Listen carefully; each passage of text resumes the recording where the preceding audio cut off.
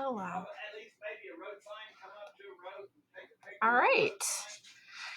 We're just going to have a coffee chat today and just kind of discuss some things. I have a guest with me. I am very excited about this. And yeah, would you introduce yourself for us? Hi, my name is Angel Cushing. I live in southeast, south central Kansas, down by the Emporia area. Um, I am I guess, a property rights person involved in politics as much as I don't want to be. I understand that feeling. I absolutely understand that feeling. I would much rather be sewing, gardening, anything else. But Yes. it just seems like there's not very many people that really step up and do it. No. And you kind of get to feeling like, well, if nobody else is going to, I've got to, right? Right. Well, we kind of always been involved in Convention of States since we first heard about it. And land is what got me into that issue. My husband was military for many, many years, and I gardened or played around with animals and did about anything you could do for having to move every 3 years. And the last time I was in Fort Hood, I got me a horse.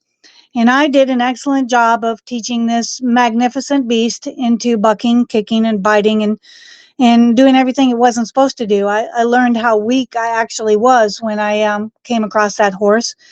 So I went crying to the cowboys at the coffee table, and most of them were the old timers. They were all old timers. I was looking for experience, not new and innovative, because that obviously wasn't working with that horse. I wanted experience, soft, gentle experience. So I went crying to those old cowboys, and well, I'd like to say they took pity on me, but I stalked them. It turns out that old retired people show up at the coffee shop at the same time every day. And so I I was do. just there, I was just bugging them every single day until they finally relented and gave in and helped me out with this horse. The most amazing thing about this is these old timers were descendants of soldiers who lost their land to build Fort Hood, Texas. And cattle grazing is part of the loss of that land. They still have the right to graze cattle. And I had heard so many stories and seen just enough to know that they were not lying. And I knew that when that whole situation out west with the Bundys and the Hammonds kicked off, I knew those boys weren't lying either. Their stories were very familiar with what was seen on Fort Hood, Texas, and what I had listened to and had witnessed myself. So I went looking for a way to get involved that was not violent and that didn't destroy our country, that didn't take up arms and didn't obey or disobey or be against my husband's oath for his military service. And we found Convention of States who were just grown-ups, grown-up people sitting around talking about ideas. Come to find out, there was this little thing called Article 5. So while we started volunteering and working on that, the most amazing thing was happening right here in my own county underneath my nose. So just to put that in perspective, in 2019, by the time 2019 came around, I thought I was a subject matter expert in everything animal rights and every attack on agriculture there was.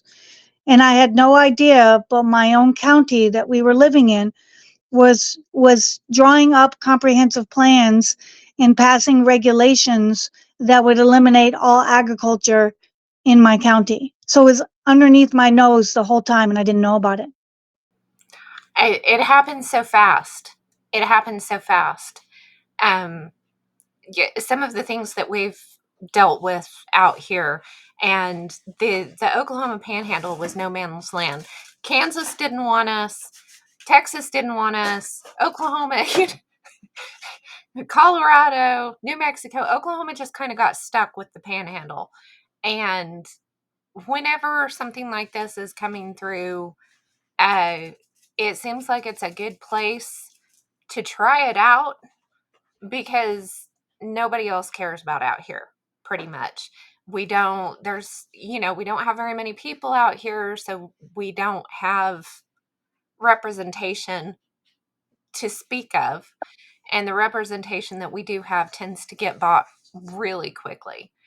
And I remember my grandfather talking about the eminent domain with the power companies and saying, we thought it was a good thing at the time to get power to everybody. But he said, now, I wish we hadn't done that, you know? And I mean, just talking about the old timers, you sit here and you look at what we're going through today, and then you hear these old guys say, I've never seen anything this bad. I never would have, they couldn't fathom it going where it's going. Well, it's been so secretive. So we found out that they had started the process 4 or 5 years prior to us finding out about it in 2019. And they had lied to our county commissioners. They, being a federal agency through HUD grants, came down through a regional council and pinpointed our county, and it was all part of the Obama administration's Flint Hills Legacy program that nobody knew about. So then we're finding out, like with all these energy ideas, that these ideas have been around for 10, 15, sometimes 20 years, and they have all been kept a secret from the people. But then we find out they're making donations to schools. Well, the school is getting a Department of Energy grant. That's everything. That's great. Wonderful. Thank you. But then when they go to Congress and they say, no, no, no, the people love this idea so much so that they accepted our grant. So the whole entire thing has been a lie. And they're lying to the people at every level, lying to our local elected officials.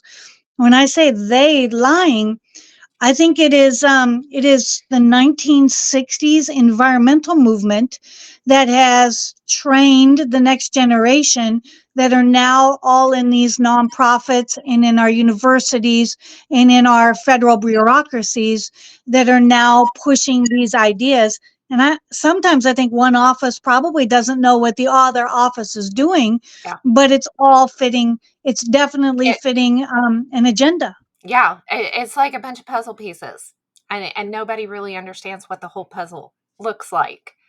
And I, I get a lot of flack out here. I am the crazy conspiracy theorist out here that nobody really wants to acknowledge right now, because so many of those conspiracy theories have come true at this point.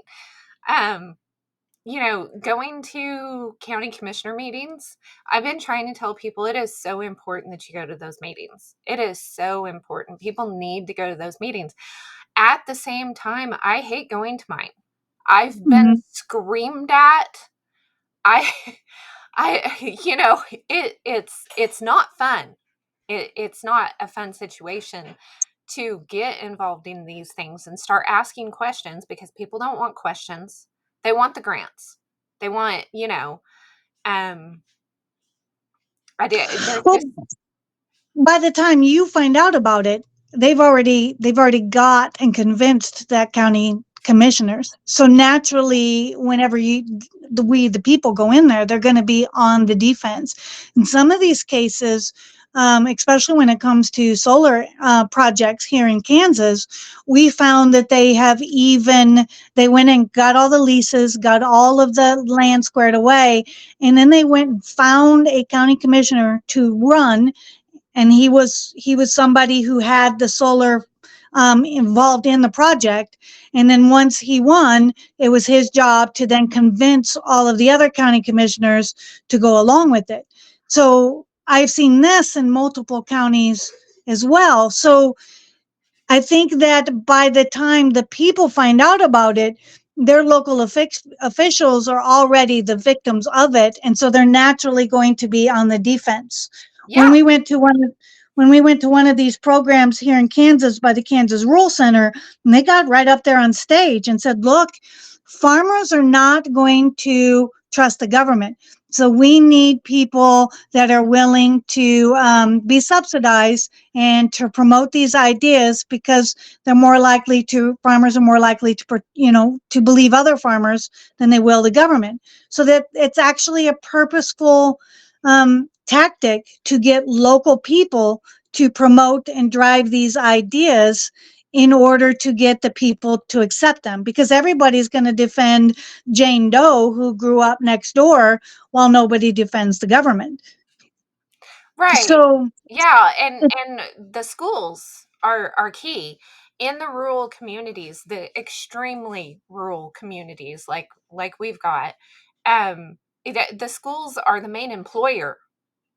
yeah. Everybody's got somebody who works at the school, you know, and most people, their children go to the schools. The whole community, it revolves around the school. And so, yeah, they come in and oh, this is going to help your schools. And then they turn around with the wind, you know, and then they don't pay their property taxes. Right. So it's not helping the school. It's causing problems because the schools are required to spend money that they're not getting, and it's causing real issues. With these first ones, that the towers that came out here, I called. At that point, our local representative was Gus Blackwell, and I called, and his wife was homeschooling at the time, and we homeschool. So we got to visiting, and I told her, I said, my children think these look evil. They got this bright red light that Mhm. blinks and stuff. And she said, oh, my children think they're majestic. The companies brought us out and showed us and talked to us. I said, yeah, they wined you and dined you, didn't they? You know? And she said, well, I never thought about it that way. And then I started going through the list of reasons that I don't want them in my backyard. Um, what happens if a tornado goes through? We saw at Greensburg, those compressors were thrown miles during that tornado. So you can't tell me that these can't end up, you know, hurting somebody bad. And then we've got the fires on top of that.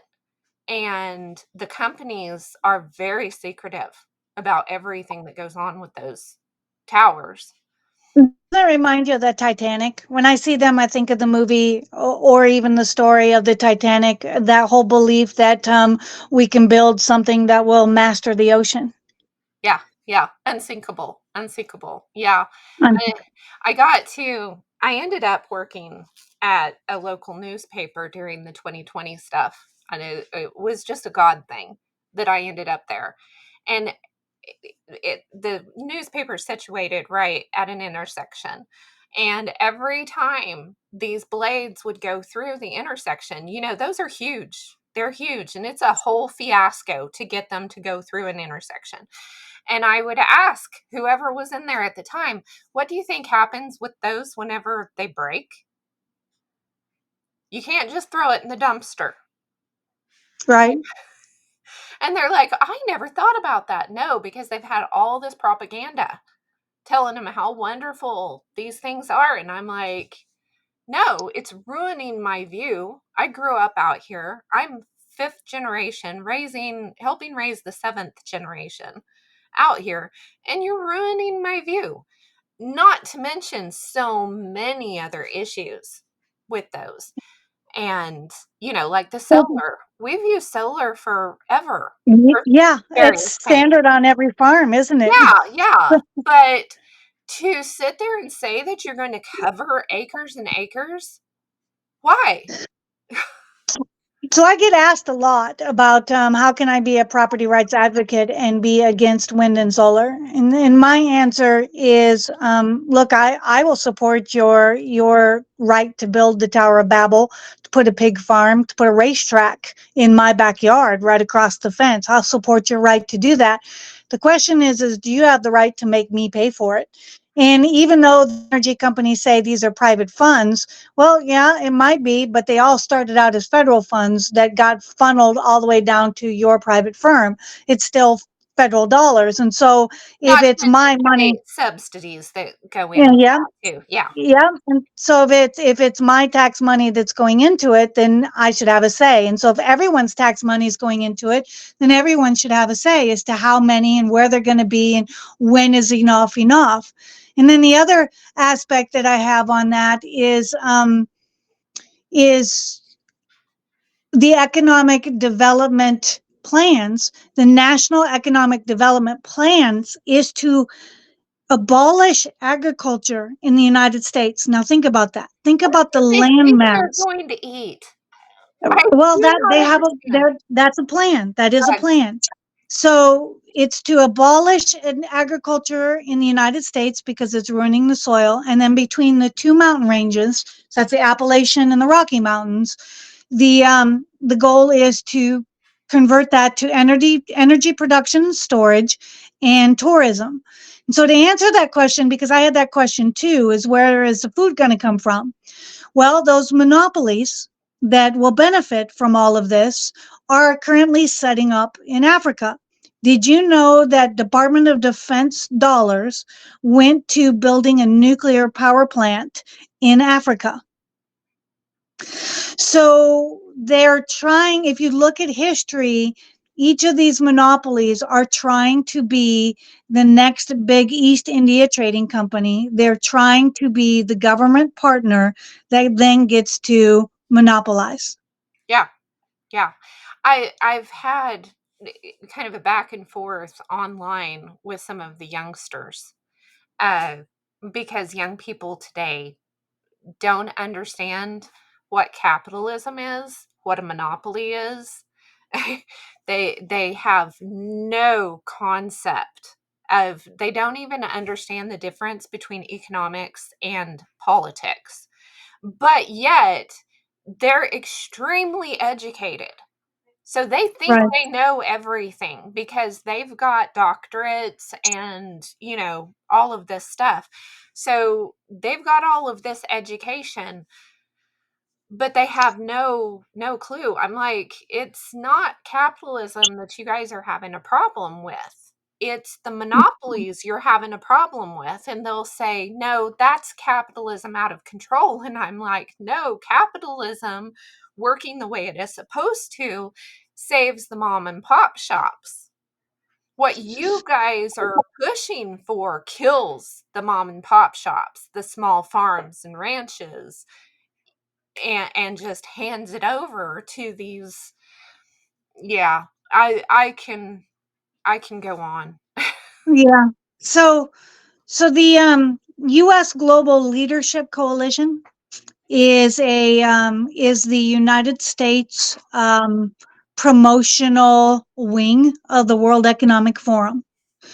So, and you can YouTube all of their meetings. They get mayors. When I went to one of their meetings, the room was filled with congressmen and with state representatives, with the governor, mayors. And they had like sister meetings in other places that were all teleconferenced. And there again, same thing. All people who our policymakers are in this room listening to the World Economic Forum's propaganda on how to implement these ideas. And if you listen to them, you'll never know. I mean, you'll never really know exactly what it is they're promoting if you're not schooled on it. So I took a friend with me who's a nurse who is not schooled on all these conspiracy theories that we have, and on the way home, I am listening to them talk about how we're going to end governments in the United States so that we can be a one stop shopping and compete with the world. That's what I took away from it. And I asked her when I left that meeting, I said, what did you get from it? And she said that we're trying to tear down energy, solar, or not solar, but coal and nuclear here in the United States while we're building it in Africa. And she's right. There was military Air Force general that stood on that stage and talked about how proud he was of being part of that program. And then listening to that and going on to the following meetings, they're actually talking about using the United States military, much like the East India Trading Company used the British troops back in colonial days to establish colonies, except for this time they're doing it in Africa. Well, I So guess again, it's just the repeat. youngsters are terrible against colonization was such a terrible thing. We need to, tear down all of the statues and everything that ever had to do with colonization, Mm, but yet they're turning around and supporting supporting it. that Yep. very same thing happening Yep. again. But in their defense, they are. I look at them as victims. Oh, yeah.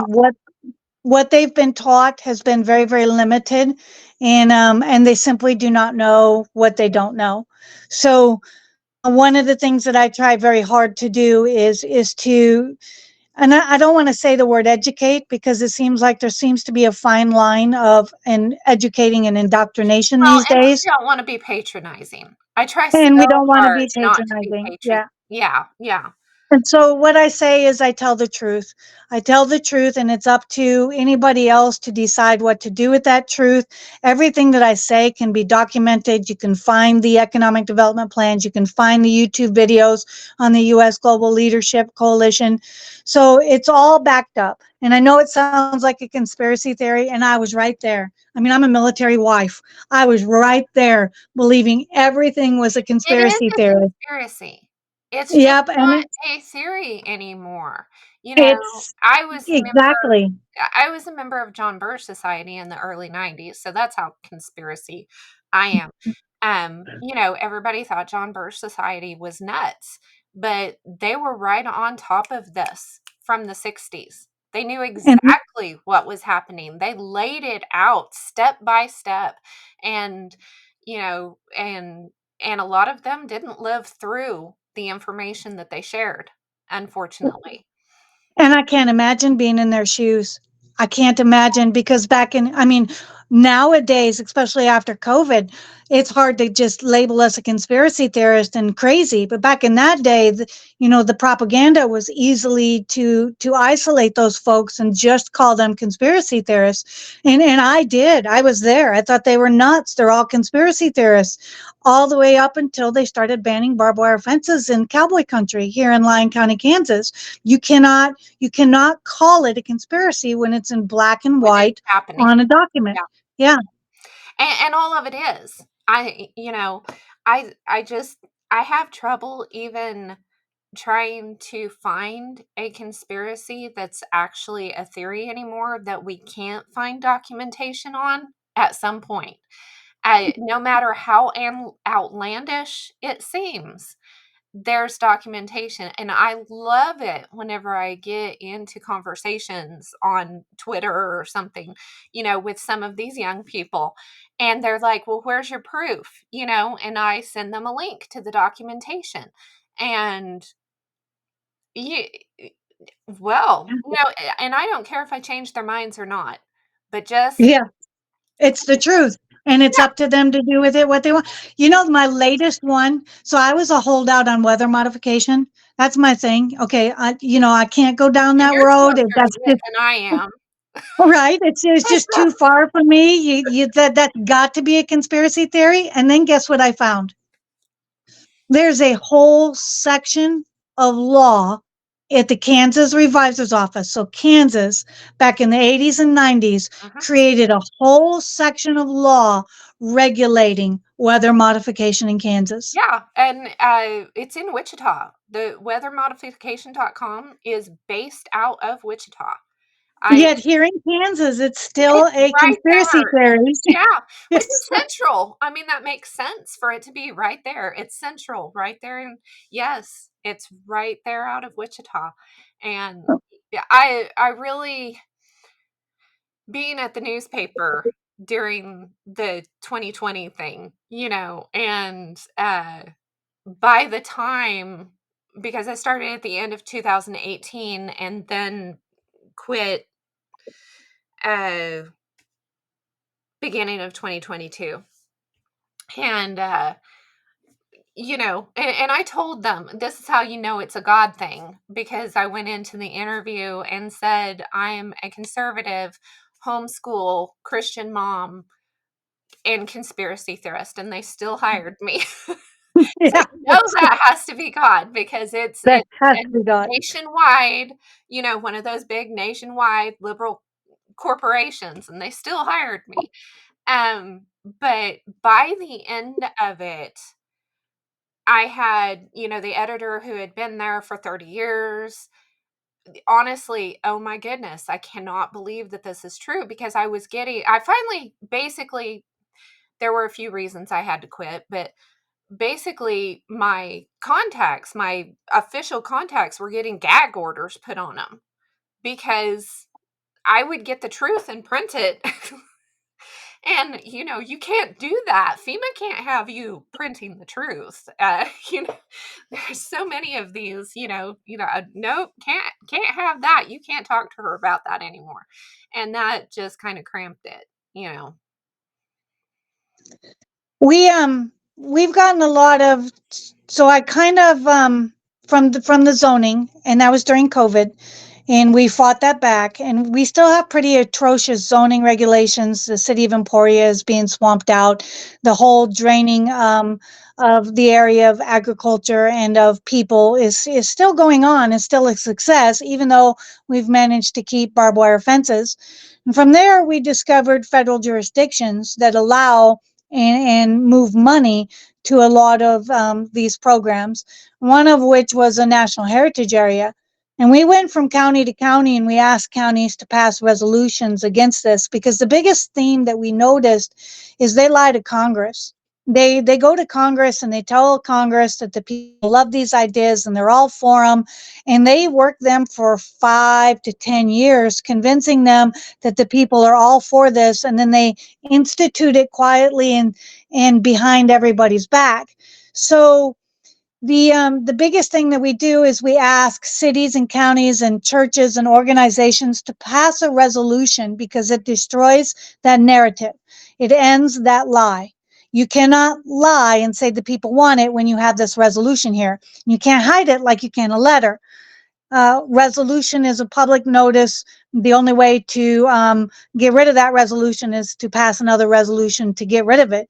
So with that, we got a national heritage area stopped in its tracks. But one of the things that we learned is the general scheme that goes from program to program, no matter whether it's green energy or whether it's a park expansion. All of it is done secretly and incrementally from the people for as long as possible, as much as possible, and as quietly as possible. And then when the people find out and say, "Why didn't you tell us?" and they wave their finger at you and say, "Well, you should have known." So I can't imagine what it must be like for anybody in the press. And I say that because we've had death threats. We've had people show up to our meetings to try to heckle and to try to disrupt or to try to call us a liar and things along that line. I can't imagine what it must be like in this environment to actually be a legacy type media, knowing the truth and being forced to sit on it. I don't know that I could work in that kind of environment either. Yeah, yeah. And as far as the death threats and stuff, I was getting it from both sides. Yeah. Absolutely both sides. One side, just because I was in the media, just because I was the press, and the other side because, um, if I didn't believe the narrative and didn't follow the narrative to the T, then I should not be here on this earth. The one that really, really, really got me was this very dapper, clean, handsome, in his 80s man came in with a letter to the editor saying that I should not be alive. Yeah.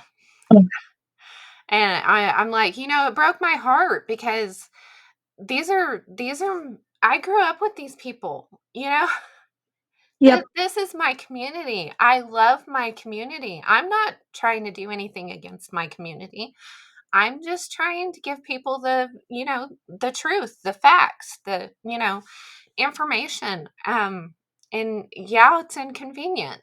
And yeah, it's uncomfortable. I don't want to believe all this stuff. Um, but it's true. And if you do, somebody recently, I saw a video, uh, addressed one of the pilots that was doing some spraying. And the pilot said, this is public knowledge. And it's like, well, yes and no. I mean, yeah, the documentation's out there, but no, whenever you still have people that say that you're not doing it when you are, it's not. It's yeah. So, and it's all about the narrative. It's trying to um keep it a secret for as long as possible. It actually reminds me of child abuse. It really does, because the same exact tactics of keeping all of this a secret from the public is the same gaslighting tactics used to keep a child cooperative in whatever abuse that you're doing. Mhm. So so and then and if you add that to your family dynamic, then your family doesn't want to believe that there's an abuser within their family, right? And so your first instinct is to point to whoever's saying, look, we need to put an end to this now, or point to whoever it is that called the cops and said, we need to intervene now. They point to him and call him the liar. I mean, that's the natural human nature. And so I try to be forgiving of everybody that does come after and attack me, thinking that that's probably, it's the same human instinct of not wanting. I was there. I mean, I thought I wasn't the one that found out that they were trying to ban barbed wire fences. It was somebody that brought it to my attention, and I was there. I thought they were nuts. They had to be. They were crazy. I mean, come on, we're in cattle country. We're in Kansas. Who would do that here? This is a Republican state, you Mhm. know? So I was just shut up, go away. You're not making any sense, and you're not dragging me into it. So I can understand that human nature. I can, and then I also see a kind of a process. So when we would get somebody to sit down and read the regulations, we notice an emotional process.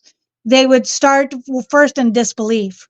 They would go quiet for 3 or 4 days, and then they would grieve, and that grieve would either be, we need to flee and move away. There's nothing we can do. We can't stop this. It's coming. Or we need to stop and fight. We need to draw our line in the sand now. So as we went around and we also told people about the national heritage areas, I noticed the exact same process of that shock of you finally realizing it's not a conspiracy theory, and you sit down and you read it, or you see it, or you listen to the other side talk about how the biggest obstacle to public recreation is private property owners. When you hear it from their own words, then you realize what it is you're up against, and then you take a flight or fight position. And to my surprise, about 85 to 90% of the people, the natural instinct is to flight, or give up, or just let them do it. That surprises me. I have people on a fairly regular basis. Why don't you just move? Yeah. It's like, well, that's not me. That's not me. Um, yeah, And, your and analogy where would with you the move child to? abuse just really hits, Yes, yes, it because does. I was the one that finally went to the police, and the whole family hates me now. So, Yeah. yeah, it's exactly, exactly. It's cognitive dissonance is what that's actually called. They're gaslighting. That's what they're doing. The propaganda is a gaslighting tactic, and we go through a cognitive dissonance, and it is a grieving process whenever you realize how deep this is and what it's trying to do. and what's at stake and how much you'll lose. And yeah, it's a very interesting process, and it didn't follow demographics. So we noticed whether you were Democrat or Republican. Once you figured it out, the grieving process was the same. We got just as many Democrats to sign that resolution as we did Republicans. And then we had uh, in the process of, the people who hated us, it was both the same, both Democrats, Republicans, young, old. It seemed to be uh, human nature. And whether they were Democrat or Republican, there was still about 80 to 85% that just didn't want to fight, just wanted to give up. There's nothing that I can do. I can't get involved. And really, all it takes is something simple. I mean, we're not asking to draw arms. I don't want that. If we get to that point, we failed. My grandchildren who are type 1 diabetics will not live very long. War always interrupts and interferes with the transport of medicine, for example. So all you have to do is say, I don't want this, whether it's to your neighbor or to a representative or to a local newspaper. It's just to say, I don't want this. It could be by a cast of a vote at your next election, or even showing up to vote at your next election. So, but the first step is saying, I don't want this. This needs to stop. It's going to end now. I think the election of Trump shows that people are really tired of a lot of these policies. And so, the question then becomes, what are you going to do? And all I can do is keep telling the truth. I mean, I can't own anybody's behavior. I can't control anybody's behavior. I can tell you the truth, and it's up to you to decide what to do with it. But you're going to have to put a bullet in my head to get me to stop telling the truth, because I have grandbabies with type 1 diabetes that are at stake. And this interruption of food, this idea of bringing food over from Africa, will kill them. So it's definitely they're worth fighting for, and I'll keep doing it. As frustrated as I get, sometimes I feel like Moses, and sometimes I cry out to God and say, you gave him a staff. Give me something that I can use. Or But Noah in the ark. you're right. Yeah. Or an art. But really the true key is don't give up. Some ideas are bad and I tried them, they didn't work. Some ideas that I didn't think would work worked fantastic, and we made some movement. So the key is really don't give up. Just don't give up. Don't settle. Don't stand for nothing less. I mean, you wouldn't do that for child abuse, so you won't so don't do it for your country. Yeah, absolutely. Absolutely. I agree. Um, if people want more information, how can they find you? Well, I have a website called Western Region Property Rights Coalition. I have a partner on that website named Norman Kincaid. God bless him. It's a really long name because he said that nobody spams you with long website names, and he's right. Nobody spams us. So it's Western Region Property Rights Coalition, or you can find me on Facebook. I'm Angel Cushing on Facebook. I'm Angel Cushing on Twitter. So I'm out there. Okay. Awesome. Well, is there anything else that you just like to close with? If there's one thing people can take away, what would it be? The biggest thing that I combat regularly is the death of soil and the whole climate change thing. And they say, Angel, I agree with you, but climate change is an issue that we need to deal with. To me, it comes down to whether or not you believe in God. If you believe in God, you know that the earth is only 6,000 years old. And so time happens so quickly that the planet will rejuvenate itself, and it'll be on God's plan. If you don't believe in God, then you are more than likely to believe that the world is millions of years old. And so any fire that you do to a tree stump today will ruin that ground for thousands of years and maybe forever, because change happens so slow. So if I could leave anybody with something to think about, is to ask yourself if your beliefs in climate change, whether they are with God or whether they are against God. I absolutely agree. That's a good wrap up. Well, thank you so much for joining me. I really appreciate Thank, it. thank you for having me.